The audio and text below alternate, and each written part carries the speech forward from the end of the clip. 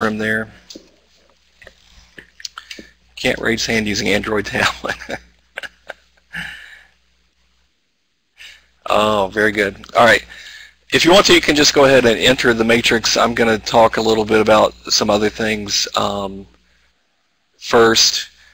But if you're really into jQuery, just go ahead and go on in there.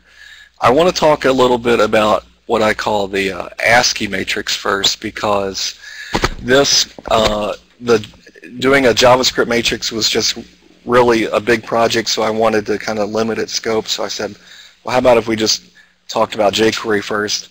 Even that was too big, so I wanted to limit the scope and said, well, how about if I just have a known table that everybody knows about already, and that way I can kind of explain the matrix concept.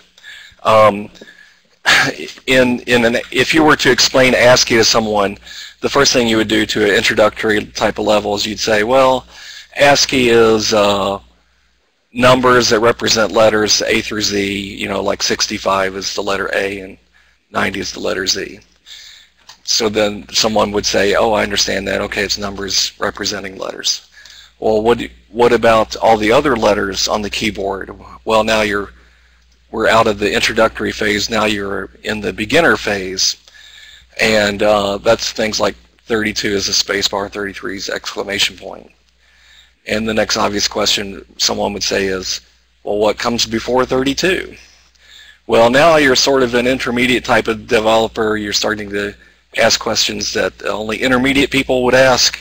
So that's things like the,